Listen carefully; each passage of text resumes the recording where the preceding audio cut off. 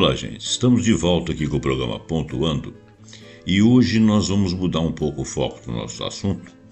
Nós vamos falar do homem brasileiro. Poder, afetos, sociedade, uma análise histórica e social. Por que que eu estou falando disso? Bom, a gente muda de assunto toda hora, né? A gente faz alguns encadeamentos de pensamento, mas existem assuntos que vão pululando aqui e aqui, as pessoas vão falando, a gente vai vendo comentários, vê algumas coisas na mídia. E uma coisa que tem me atraído a atenção é a forma de ser do homem brasileiro.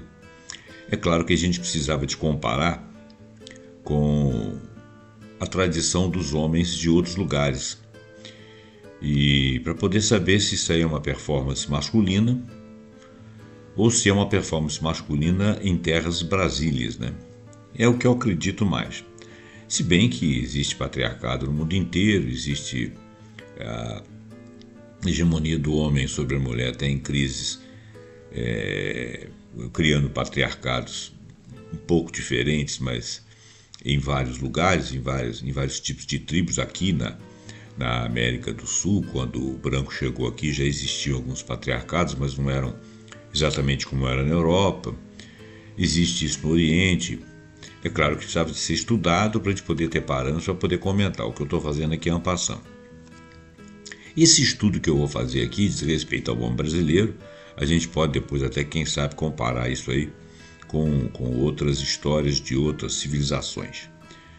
Para nós aqui, existe várias influências. E nós estamos aqui com uma pleiade de autores que seriam mais ou menos assim, principalmente a Mary Del Priore, né?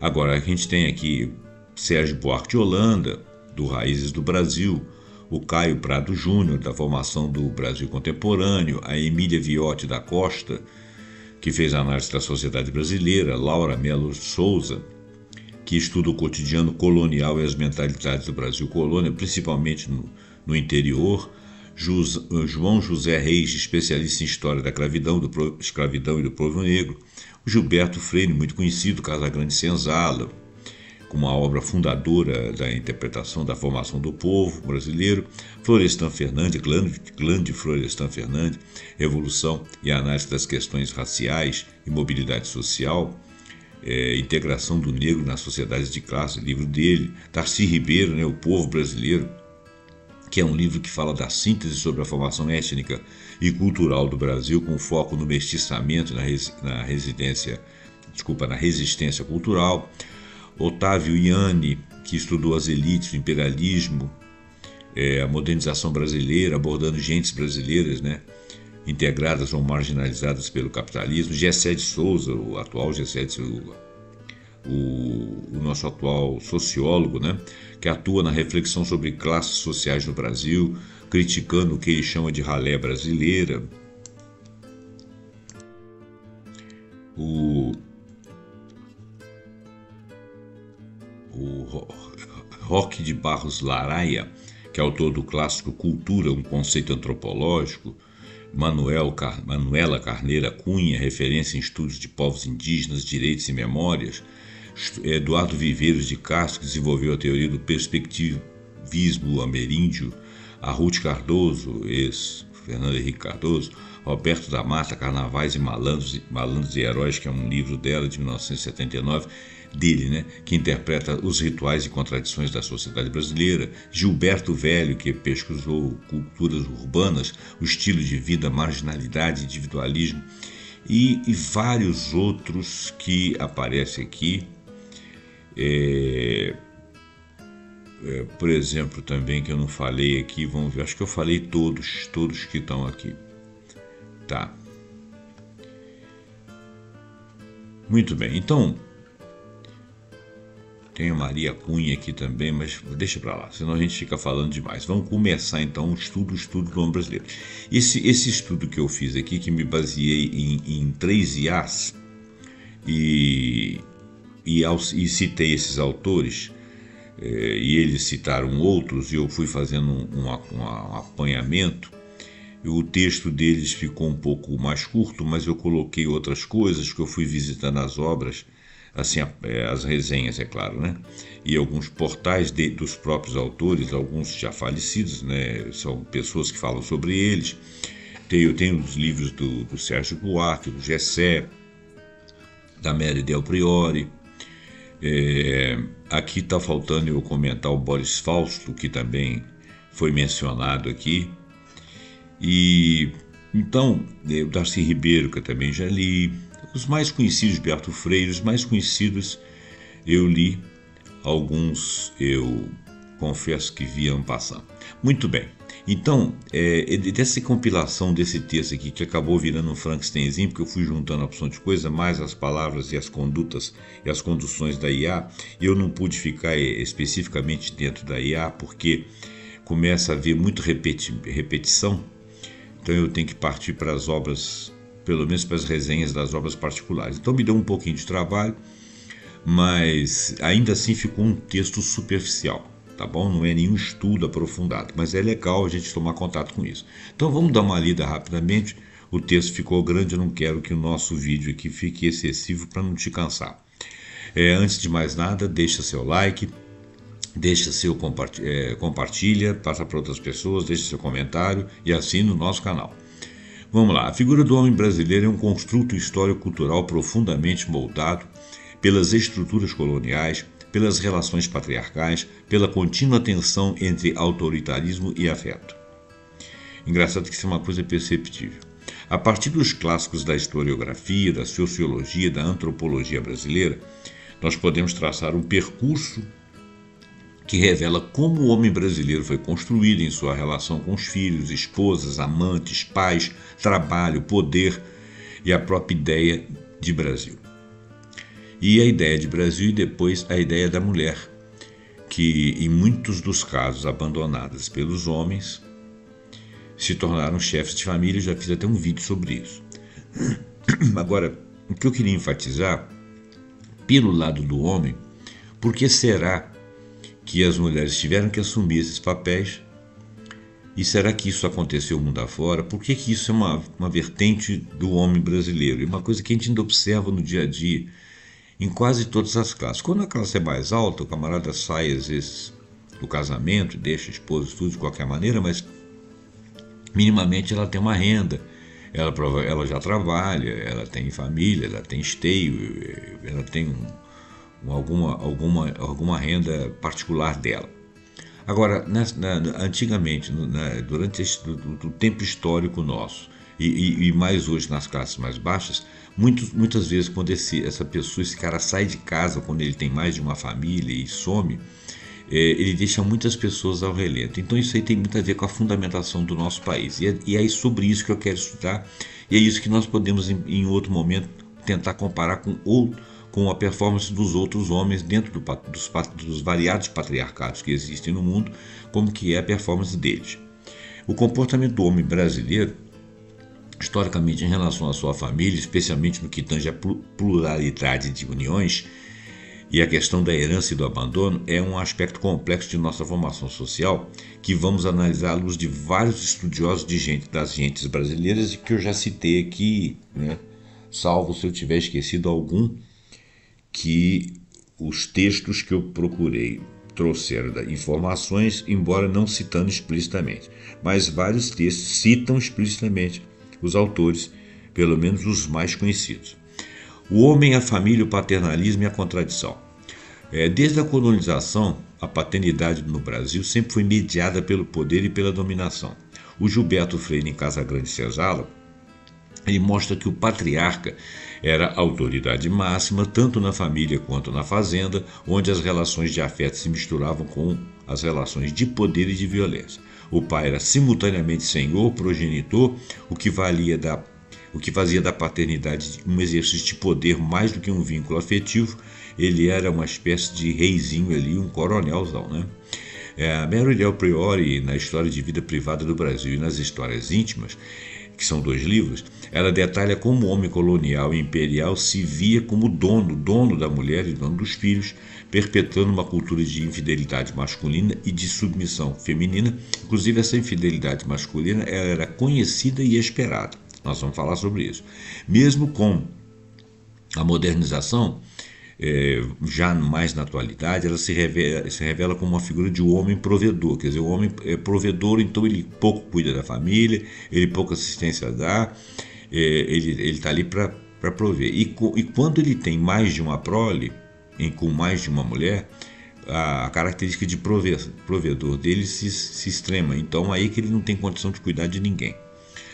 E essa ideia do provedor continua a ser central até o século XX, pelo menos. Do XX para o XXI, algumas mudanças, mas muitas vezes mascarando ausências emocionais, ausências efetivas e às vezes ausências mesmo, né? O cara some, ninguém sabe dele. Um exemplo que a Del Priori dá, ela narra casos emblemáticos de abandono paterno nas cidades do século XIX, onde homens tinham filhos fora do casamento e deixavam mulheres em situação de miséria. No livro dela, Histórias Íntimas. No outro livro aqui, que esse eu tenho, de sobrevivente, ele conta a história de que alguns homens abandonavam uma mulher, né, e abandonavam sua amante também e outra amante com os filhos, e essa mulher que tinha filhos com ele se apiedava dos filhos da outra e acabava juntando tudo numa única família, e elas acabavam trabalhando juntas e os meninos eram irmãos. E eu achei muito interessante isso, porque você vê a força da mulher, né? Ela era incapaz de desamparar filhos de uma outra mulher que, no final das contas, eu não vou usar a palavra concorrente aqui, é ruim, mas era uma pessoa que estaria em erro com o marido dela, vamos dizer assim, mas necessitada também, né? Talvez até enganada também, não sei, né? E então o caso aí é bastante emblemático de relações assim muito misturadas, uma coisa assim muito complicada da gente entender e muito aceita, com uma moral assim muito variante, né? Não que eu seja moralista, que eu levante um aspecto moral aqui, mas pelas morais cristãs que temos aqui, pelas formas, pelas leis que nós temos na atualidade, esse tipo de formação ainda persiste hoje em dia em alguns lugares, em algumas classes. Esse tipo de formação assim, ela é muito confusa, ela tira o foco de uma sociedade que tem uma certa ideia, uma certa complexidade, e mistura demais as coisas, que são muitos a passarem necessidades. Esposas e amantes entre a hipocrisia social e a sexualidade. A Mary Del Priori, nesse livro Sobrevivente e Guerreiras de 2016, que inclusive foi atualizado agora, e esse livro que eu tenho aqui está atualizado, demonstra como a mulher brasileira teve que se adaptar a uma cultura onde o adultério masculino era quase que aceito como norma. Era como se tivesse assim, pô, você não tem outra mulher? Que isso, cara? Ficou doido e tal. Era uma coisa mais ou menos assim. A própria mulher esperava isso. O homem brasileiro manteve historicamente uma vida dupla, a esposa para o lar e as amantes para o prazer. E às vezes descambava para o lado de ter um filho com essa amante, ou com mais de um amante, e elas se tornavam pessoas que começavam a questioná-lo. E ao fazer isso, elas se tornavam segundas e terceiras mulheres, quer dizer, elas viravam concubinas, né? Com áreas de direito que na realidade elas tinham porque tinham filhos e tinham sobrevivência.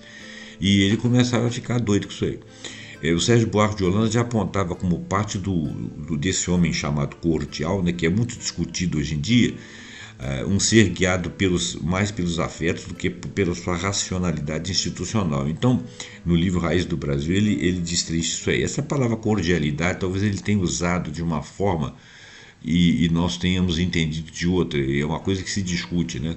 Essa cordialidade assim é que ele era muito naturalmente acessível e maleável, aparentemente, e dócil, mas na realidade ele tinha lá os seus pontos frios, né, os seus pontos de honra e os seus desafetos, as suas crueldades, né? E em algum momento ele era violento. Então essa cordialidade dele, ele era com quem? Era natural da vida dele, e isso que é discutido. Essa dualidade foi legitimada pela cultura patriarcal, pelos direitos e pela religião, e pelos costumes. O Roberto da Mata, no livro Carnavais, Malandros e Heróis, de 1979, ele analisa como que o chamado malandro, que é uma figura popularizada nas cidades, ele encarna o ideal masculino de esperteza, de liberdade, de sexualidade desenfreada, sempre buscando prazer ao mesmo tempo em que se mantém distante das obrigações domésticas. E esse mesmo homem, ele não se mantém distante apenas das obrigações domésticas e que vive no hedonismo. Esse homem, ele é um cara, inclusive, complicado de manter emprego, manter força de trabalho, se manter previsível para as mulheres com que ele convive. E essa tônica desse tipo de homem é uma coisa que tem me chamado a atenção na atualidade, porque você ainda vê muita fraqueza de atitudes por parte de alguns homens, que quando às vezes assumem casamento e levam as coisas à frente, mas são fracos. As mulheres, às vezes, dentro de casa, elas colocam mais responsabilidade, elas educam melhor os filhos, elas percebem o futuro das coisas que tem que ser feito. Por exemplo, o Bolsa Família, ele sempre é colocado na mão da mulher. Por quê? Porque a mulher é capaz de deixar de comprar um vestido para ela, um carro para ela, uma coisa qualquer, para poder prover a educação dos filhos. E a tal ponto que algumas delas deixavam de gastar o seu dinheiro com os filhos que o marido dela tinha com outras mulheres, né? É uma questão de cuidar, assim, uma coisa interessante. E o homem não, o homem às vezes, se você for deixar o homem decidir, em alguns momentos ele faz uma coisa que ele acha importante, ou que ele acha que é investimento, em detrimento de investimento em cultura. Então, o dinheiro é dado para a mulher porque a mulher tem esse cuidar, né? Vamos lá. Vamos falar aqui da pluralidade das uniões e a família extensa.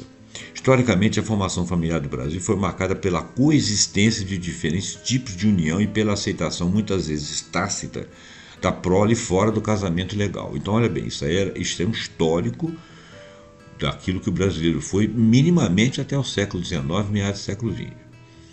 Agora, nós modernizamos um pouco mais, tivemos contato com outras culturas, né? Caiu um pouco essa coisa. Hoje em dia, no século XX, nós discutimos o machismo, o patriarcado e tudo. As mulheres se posicionaram, as mulheres descobriram que têm força, elas sempre tiveram, elas sempre foram muito responsáveis, sempre foram profissionais de alguma coisa, e hoje elas galgam cargos, né? Inclusive, as mulheres têm mais anos de estudo, mais anos de formação que os homens. As mulheres ocupam cargos, embora com a remuneração menor, mas ocupam cargos maiores, na sua maioria, que os próprios homens. Então, é uma coisa, a nossa sociedade é uma coisa que tem que ser estudada, inclusive atualmente. O Gilberto Freire, em Casa Grande e Senzala, e também no livro Sobrados e Mucambos, descreve a estrutura patriarcal da sociedade colonial e imperial, onde o senhor de engenho ou fazendeiro exercia um poder quase ilimitado. Olha bem, eu por acaso na minha juventude li Casa Grande e Senzala e Sobrados e Mucambos. Não é um livro muito fácil de ler, um pouco enfadonho, mas se você mantiver o interesse, inclusive pelo linguajar, é um livro antigo, né? Esse poder se estendia à sua vida sexual, do homem, né? Permitindo-lhe ter vários filhos com várias mulheres, esposas legítimas, escravas índias e até mesmo mulheres de classes sociais inferiores. Eu não sei aonde que as escravas e as índias se localizam aí nessa sociedade de classes inferiores.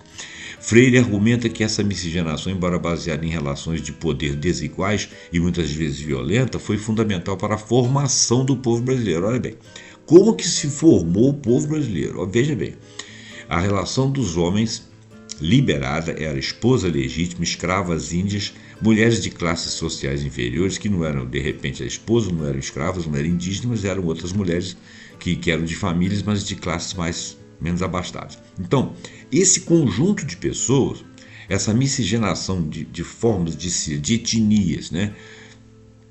E essas ligações interclasse e interétnicas, foi a formação do povo brasileiro. E é interessante a gente ver isso, né? Os filhos nascidos dessas uniões extraconjugais, por vezes, eram reconhecidos e até criados na casa grande, perto das esposas. Embora em uma posição social inferior à dos filhos legítimos, né? Ele destaca, o Gilberto Freire destaca a influência das mucambas, né? Que eram negras de ganho, mucambas, que eram negras que viviam dentro da casa cuidadoras, e negras de ganho que eram escravos ou escravas. O negro de ganho ele era um tipo de escravo. Nós vamos falar aqui das negras de ganho, que eram escravas urbanas que trabalhavam fora de casa e deviam entregar uma quantia diária do dinheiro ao seu senhor. Então, elas eram escravas de uma família e trabalhavam lá fora para levar dinheiro para casa. Na vida, então, Ela destaca então a influência das mucambas, das negras de ganho, na vida sexual e afetiva dos homens da elite. Então as mucambas passavam ali pelo, pelo,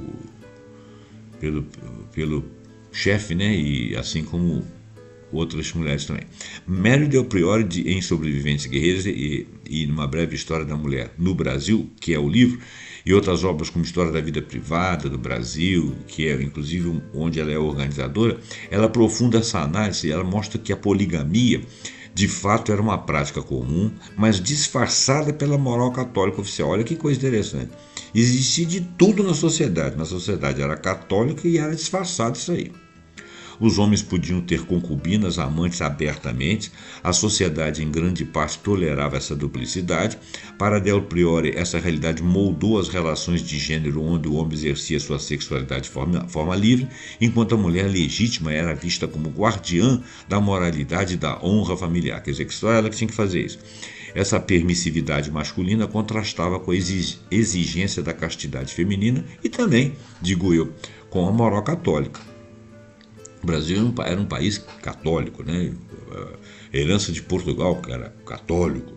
Bom, ela detalha como as relações familiares, especialmente no período colonial e imperial, eram hierárquicas, com os pais detendo grande poder sobre o destino dos filhos, incluindo casamentos arranjados, como foi na Europa, como foi em outros lugares.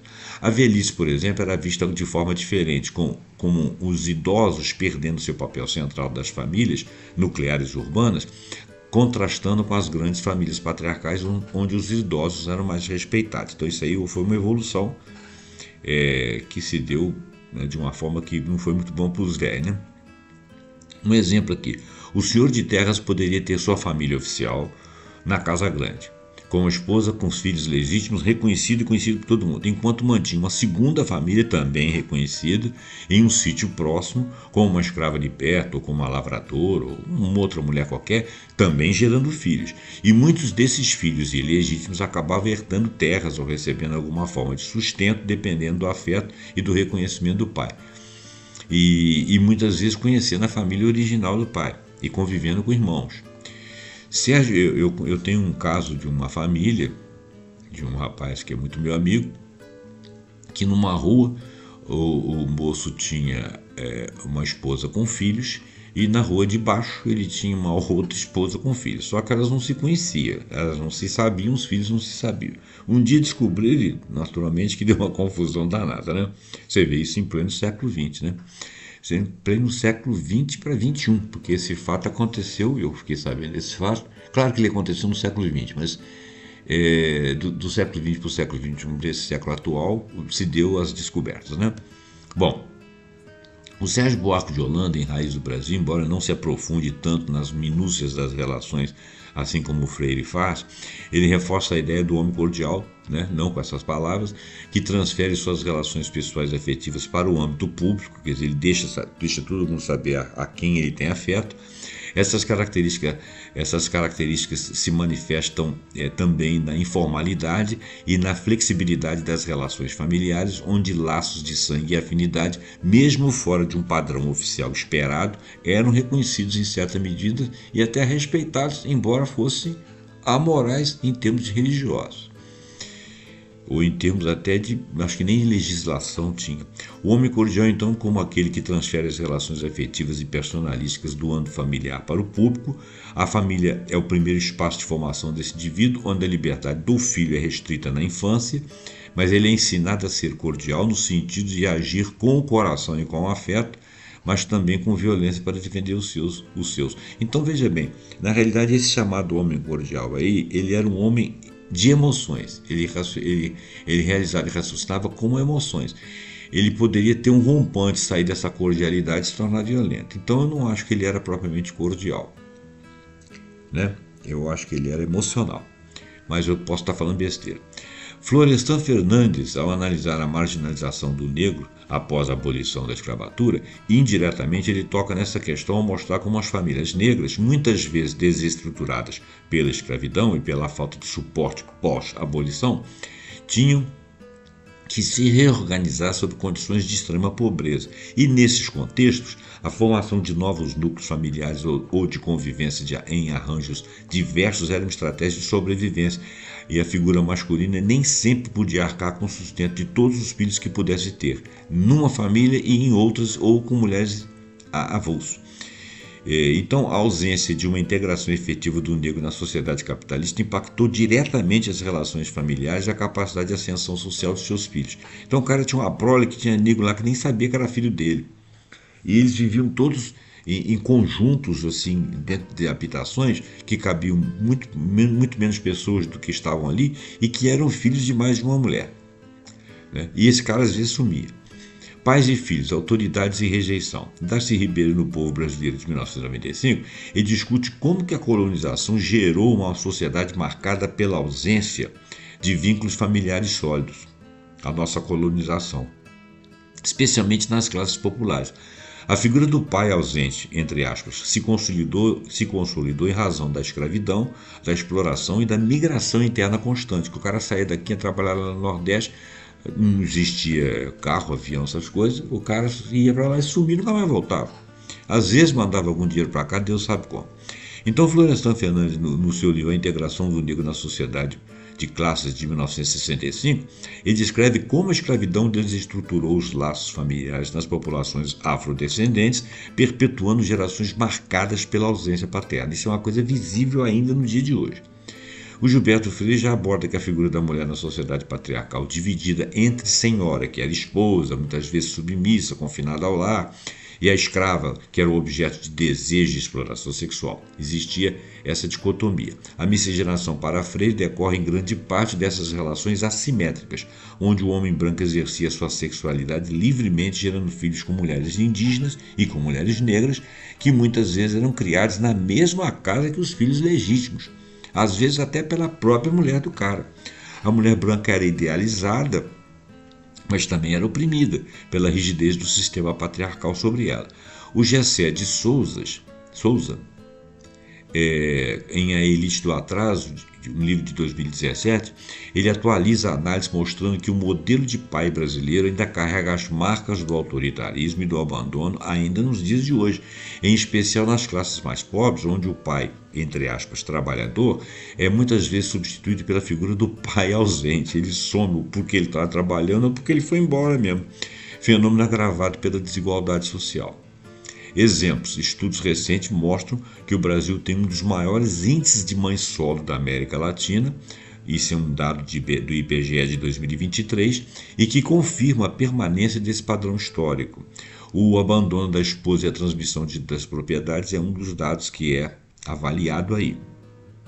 Então as mulheres chegaram a ser grandes proprietárias de terras e imóveis no Brasil em função dessa questão do abandono por motivos A, B ou C. O abandono conjugal e a gestão da herança eram questões cruciais que impactavam diretamente a vida das mulheres. A Mary Del Priore aprofunda a discussão sobre a sexualidade e o erotismo na história do Brasil, revelando uma sociedade cheia de contrastes e de hipocrisia.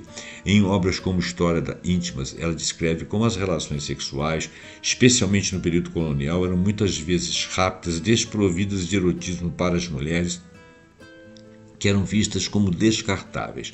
A existência de amantes, de concubinas, era uma prática comum entre os homens e também eram muito mal avaliadas pelos próprios homens, mesmo os casados, refletindo um duplo padrão moral. Já falamos disso. O casamento muitas vezes era um arranjo social e econômico, não necessariamente baseado no amor. A Del Priore também explora extensivamente o tema do abandono da esposa. Em Sobreviventes e Guerreiras, ela descreve como a mulher, especialmente a legítima, ficava em uma posição vulnerável quando o marido se ausentava, ou seja, por viagem, ou por morte, ou por abandono definitivo, ou simplesmente desqualificava sua posição social e econômica. A lei muitas vezes era omissa, ou pelo menos lenta demais para protegê-las. E muitas mulheres eram deixadas com a responsabilidade de gerir as propriedades e a prole, sem o apoio do marido ou em face de dívidas e má gestão. E o mais interessante é que elas ficavam donas dessas propriedades. O homem não requisitava nada para ele. Ele sumia mesmo. Exemplo: uma esposa poderia ser abandonada pelo marido que partia para explorar novas terras. buscar ouro ou simplesmente fugir das dívidas. Ela era deixada à frente da fazenda ou do comércio, tendo que lidar com a administração da propriedade, a criação dos filhos e a manutenção da dignidade familiar, muitas vezes sem acesso a dinheiro ou com bens hipotecados, mas às vezes com acesso a dinheiro e com acesso a bens, e gerindo e dando ordem, comandando. Algumas chegaram até a virarem uma espécie de coronéis, né? Porque ganharam dinheiro, se desenvolveram e tal. Se associaram com outras que eram ligadas a esse homem também, e foram administrando em prol dos filhos.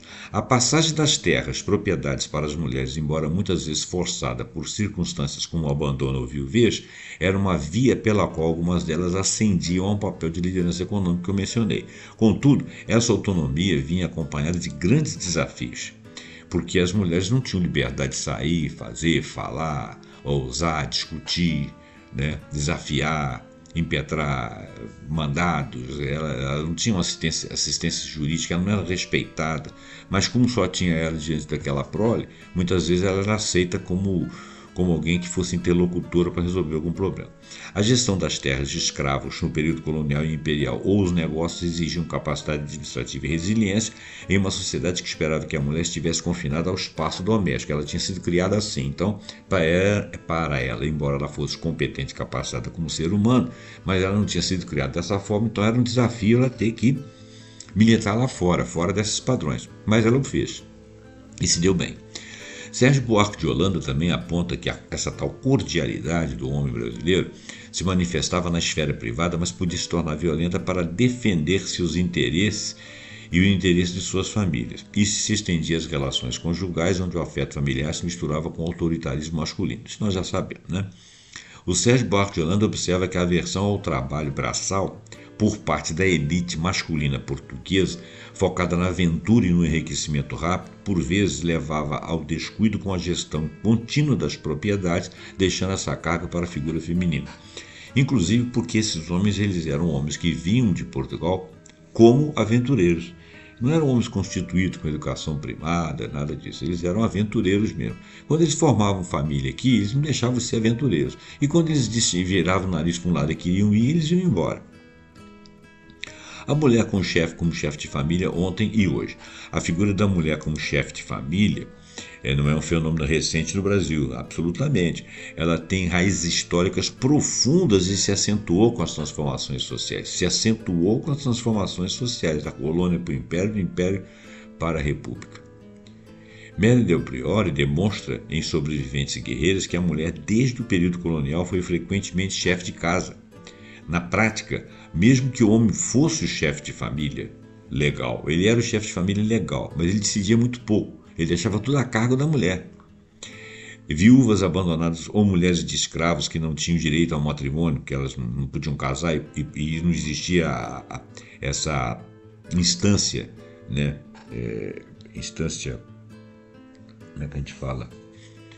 Legal, né? do negro escravo casar.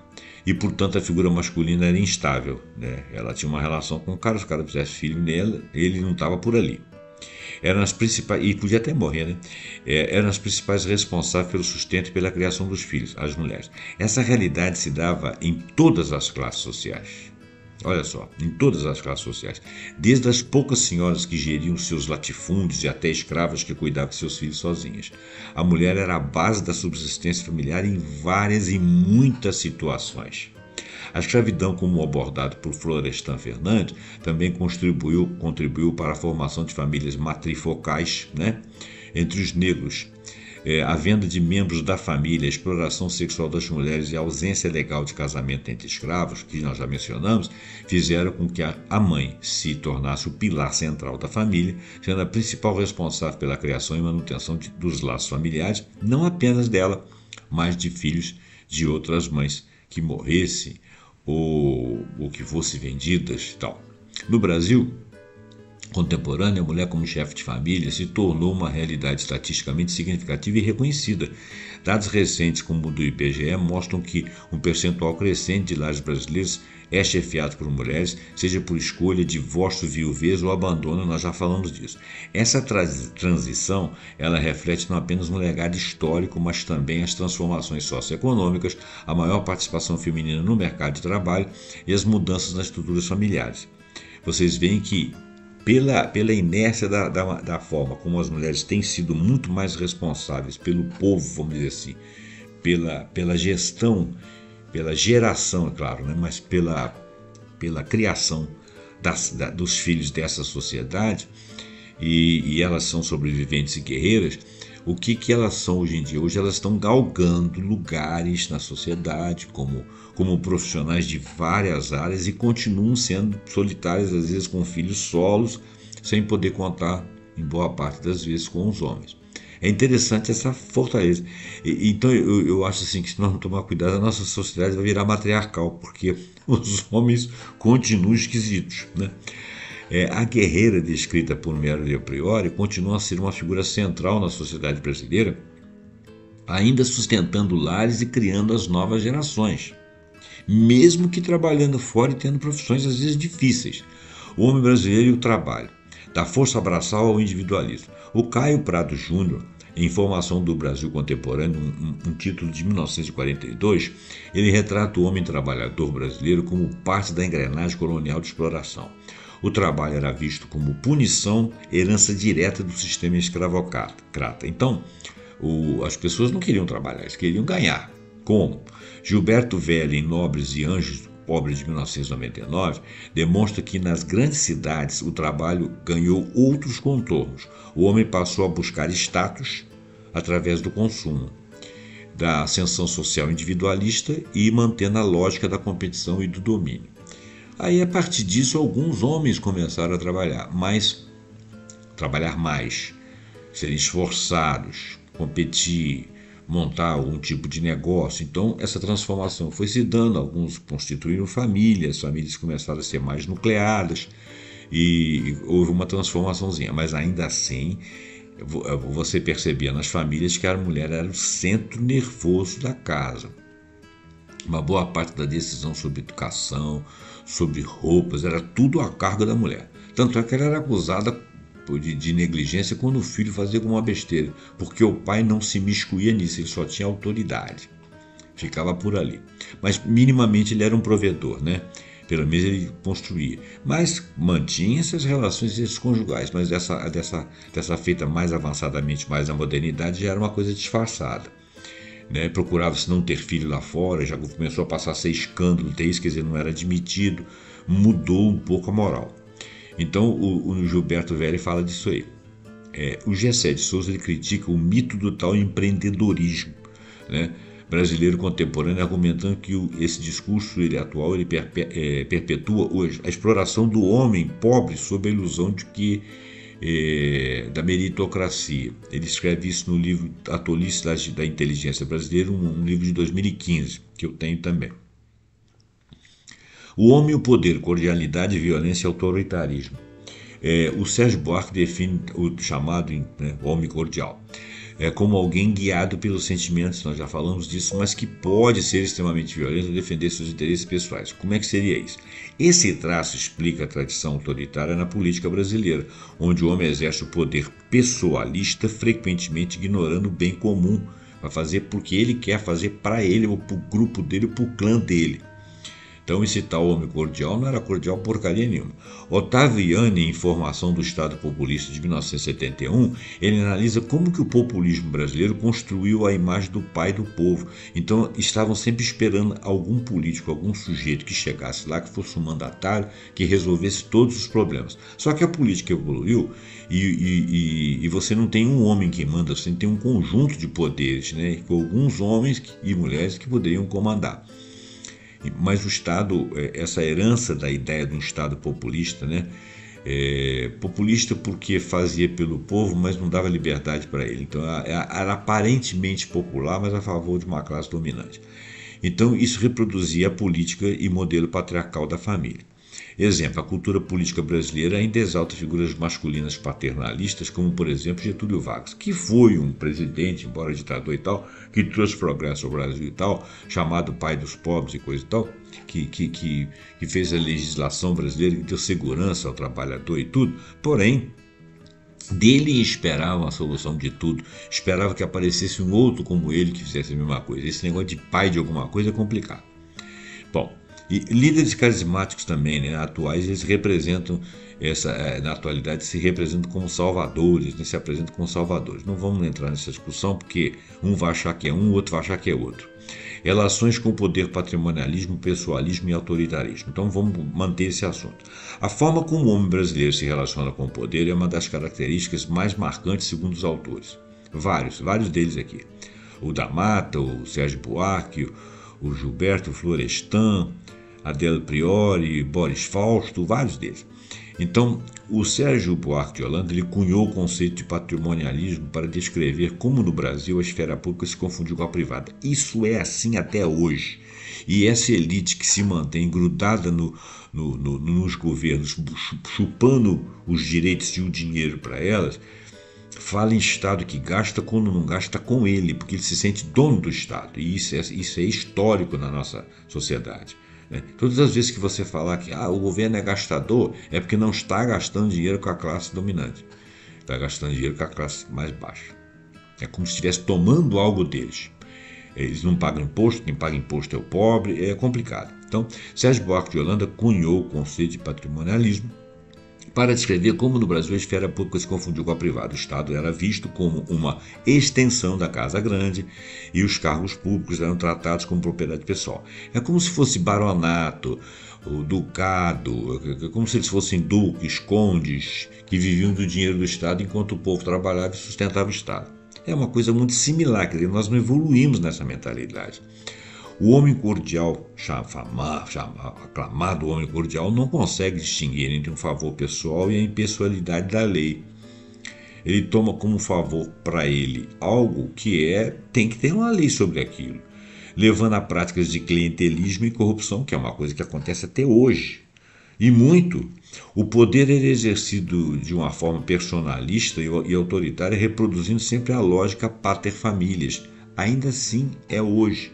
Só que não existe mais aquela coisa do núcleo familiar, do patriarcado explícito. Mas ainda é assim, porque os filhos das famílias abastadas são os mesmos, mulheres e homens, que querem os favores do Estado para si. Né?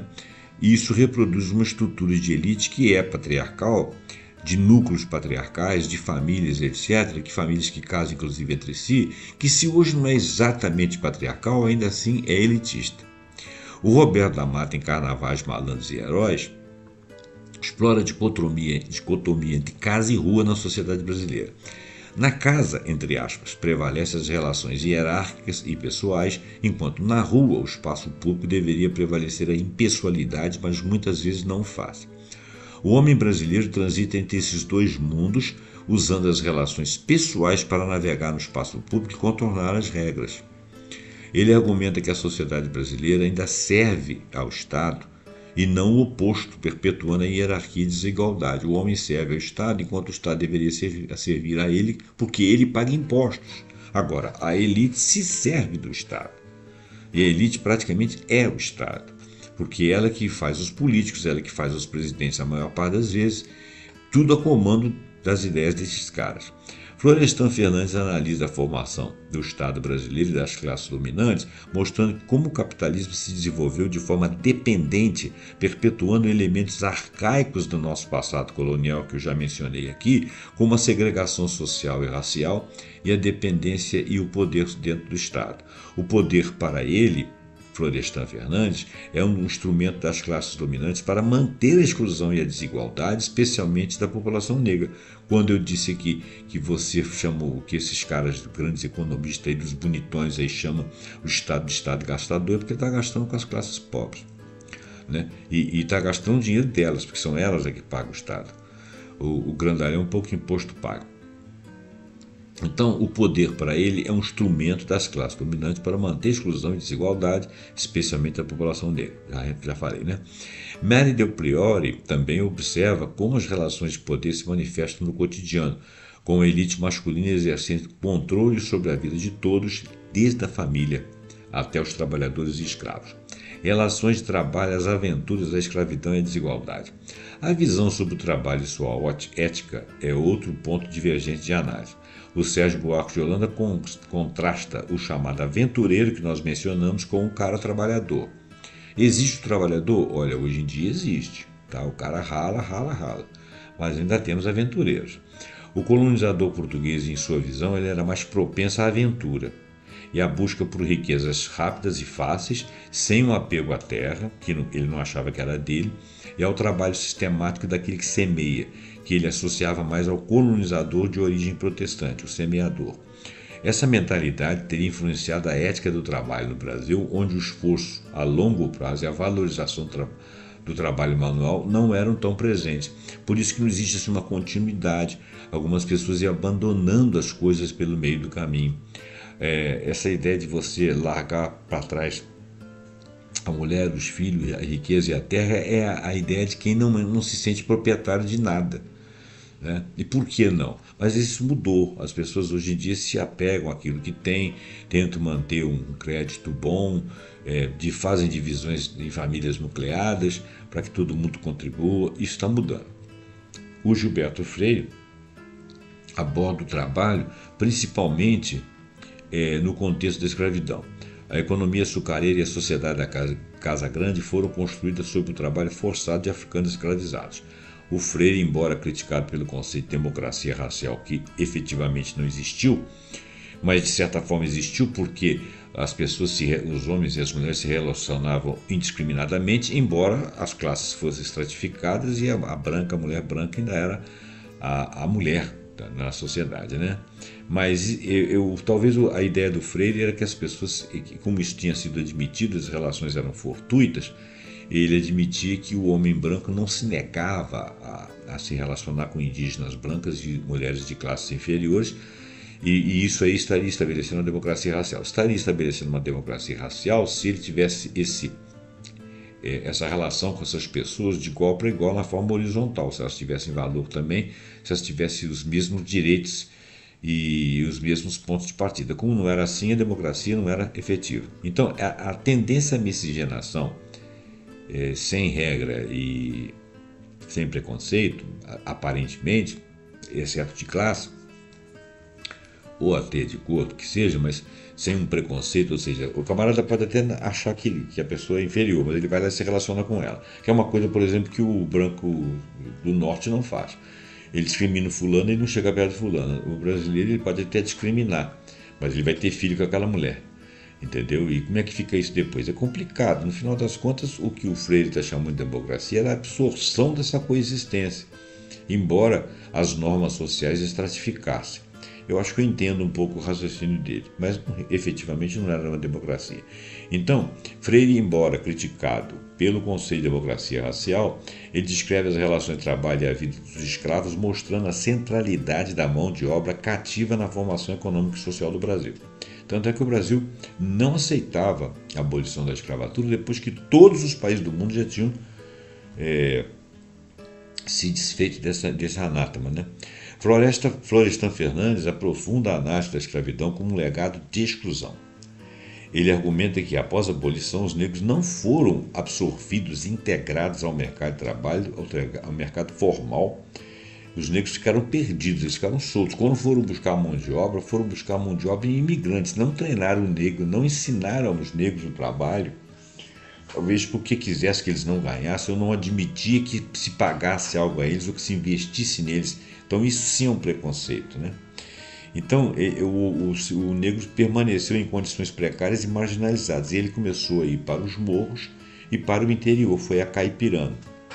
A desigualdade social do Brasil para Florestan está intrinsecamente ligada à forma como o trabalho foi organizado e como as classes sociais foram formadas, perpetuando a exclusão dos despossuídos.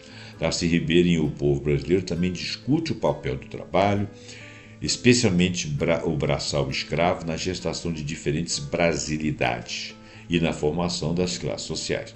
A exploração do trabalho foi um elemento central na construção da nação. Ligação do país, ligação com os pais, com o país e as sociedades, identidade nacional e miscigenação. Esse título aqui eu errei aqui na configuração, mas deixa para lá. A identificação nacional e a forma como o homem brasileiro se relaciona com seus pais e suas diversas sociedades são temas centrais para a maioria dos autores que nós citamos aqui.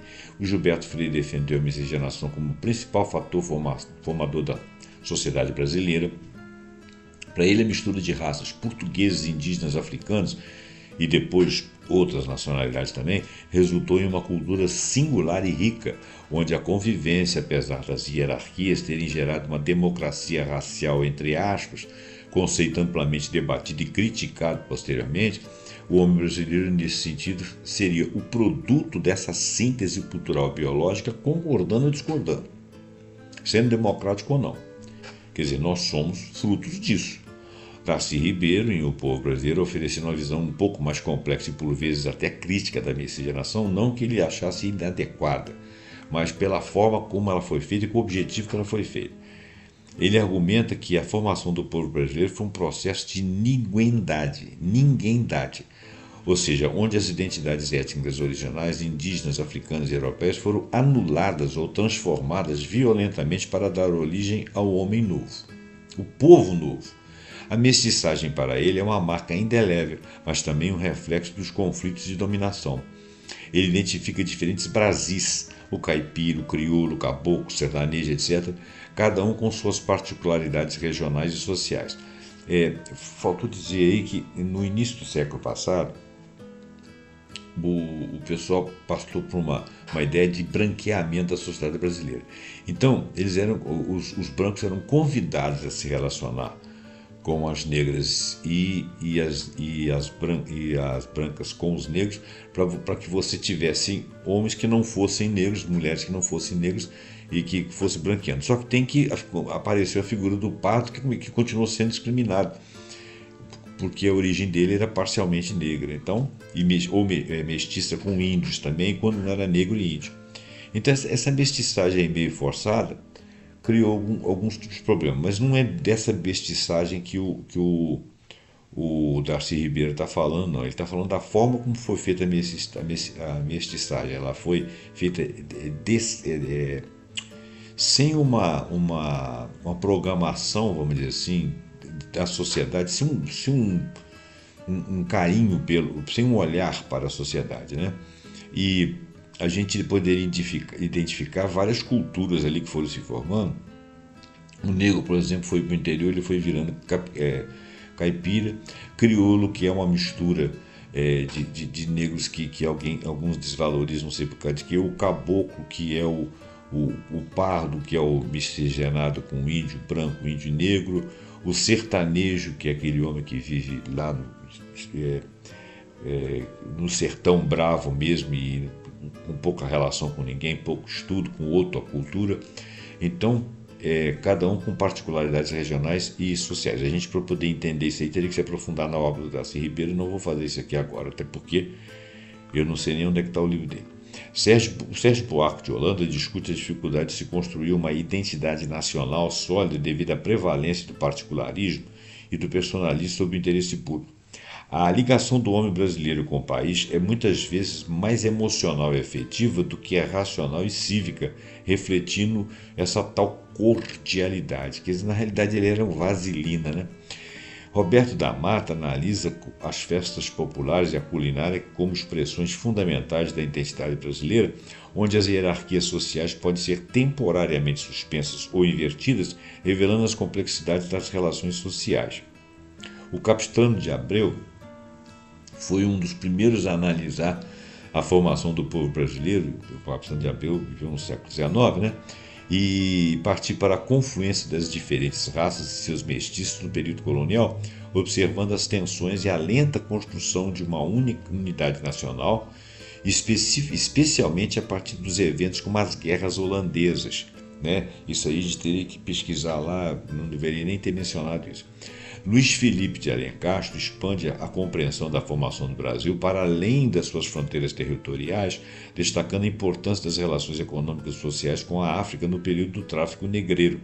A identidade brasileira, nesse sentido, é também moldada por essa conexão transatlântica, tanto é que você vê a cultura, a música, a culinária negra aqui dentro, principalmente em lugares como a Bahia, mas em vários outros lugares, Rio de Janeiro, Estado do Rio, etc. O Eduardo Viveiros de Castro, em seus estudos sobre etnologia indígena, ele mostra a diversidade de visões de mundo e de organização social entre os povos originários do Brasil, que, embora muitas vezes marginalizados na narrativa da identidade nacional, eles são parte fundamental da formação do país. Não precisa ir longe, não. Você vê, por exemplo, uma boa quantidade de cidades do interior com nome que tem origem indígena, uma boa quantidade de rios que praticamente só tem nomes indígenas, montes, algumas coisas históricas, tudo com nome indígena. Dependendo de onde você for, você vê a cultura negra vicejando na alimentação, na música, nos nomes das coisas também, na cosmovisão, na questão das espiritualidades. Tem a ver com as religiões católicas, mas também indígenas e negras, né? Então, suas análises sobre o perspectivismo e as relações entre humanos e não humanos oferecem uma perspectiva diferente sobre a forma como o homem, no sentido mais amplo, né, o ser humano, se relaciona com o ambiente e outras espécies aqui no Brasil. O homem brasileiro é nação, identidade fraturada, esse é o nosso último tópico. O Darcy Ribeiro define o brasileiro como fruto da mestiçagem, mas também da violência histórica. O Roberto da Mata aponta a contradição de um homem que se orgulha de futebol do carnaval, mas que despreza a cidadania cotidiana, não se valoriza. Tem aquele que o Nelson Rodrigues falou, que é o complexo de vira-lata, né? E o Darcy Ribeiro escreveu um dos livros dele, O que faz o Brasil, Brasil, 1984 livro. A Manuela Carneiro da Cunha, que foi a Cunha que eu mencionei logo no início, e o Eduardo Viveiros de Castro mostram que o homem brasileiro urbano frequentemente ignora a existência de povos indígenas e quilombolas. É como se não existisse, né? Às vezes você tem indígenas aqui no estado do Rio, você tem indígenas aqui em São Paulo, mas eles não são vistos, as pessoas não os veem, né? E atualmente o urbano ele frequentemente ignora a existência de indígenas e negros, quilombolas, né, e tal, perpetuando-se um Brasil desigual e excludente. Esse livro aqui da Manuela é Cultura com aspas.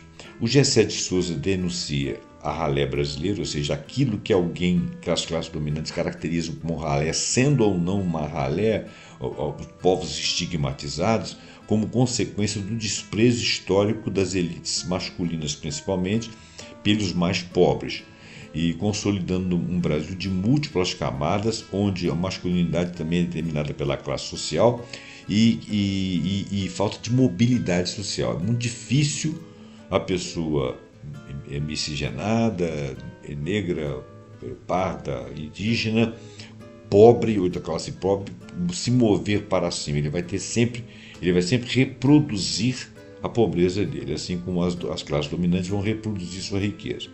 Em síntese, a história do homem brasileiro revela uma complexa teia de poder, sexualidade, responsabilidade e, por vezes, omissão, que moldou profundamente a estrutura familiar.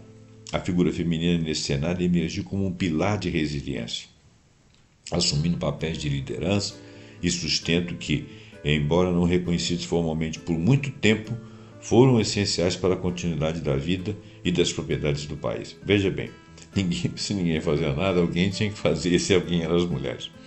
Bom, gente, então, eu já citei aqui a maior parte dos autores, das obras, eu não vou me perder mais muito tempo nisso. Vou terminar o nosso vídeo aqui, porque já estamos chegando a 1 hora. Eu agradeço, eu peço para você deixar o seu like, deixar seu comentário, compartilhar o vídeo e assinar o nosso canal. E até o próximo programa, pontuando com algum assunto que nós achamos muito interessante. Até lá e muito obrigado.